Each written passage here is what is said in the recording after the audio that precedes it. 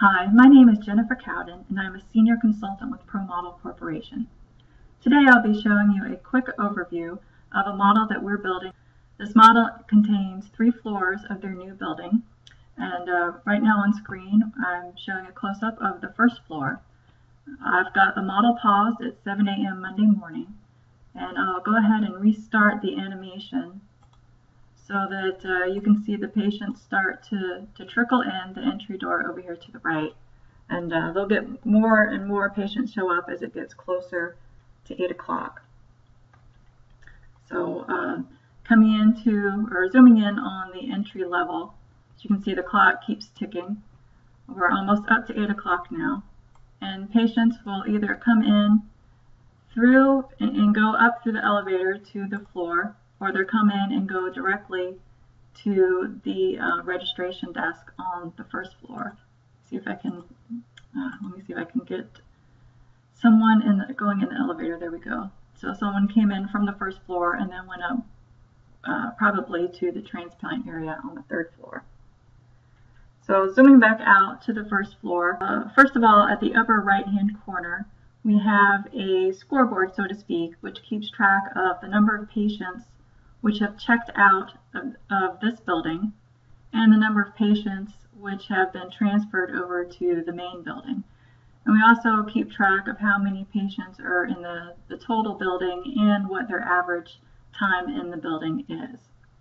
We also have for each floor a set of variables over here which counts how many rooms are currently in use, either with a patient or are being cleaned or are waiting to be cleaned. So the first floor of the model includes pre-acceptance testing and the Patient Service Center.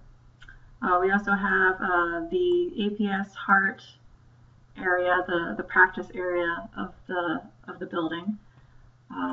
Moving over to the left, there's the non-invasive cardio and the nuclear suite. And the far left, we've got all the imaging equipment in those rooms. And you can see the patients, they go into a dressing room, then they'll go into one of the radiology rooms. Moving on to the 2nd floor, that contains the cath suite and the peri-op operating areas. The 2nd floor also has a connection to the main building. So any overflow patients that come in, or if this building extends past its normal working hours and they have to transfer a patient over to the bed tower in the main building, they'll use that corridor. We've also got a couple of stretcher elevators, so patients that come in from the main building and have to go downstairs for radiology, those would be taken down using these elevators. And then the 3rd floor consists of the transplant area. And I'll zoom in on this section over to the left, because these 14 rooms over here on the leftmost side are the ones that are used by the transplant clinic. These other rooms will be used by the hospital. So one more zoom. This is the entire model with all 3 floors shown. And this concludes this overview.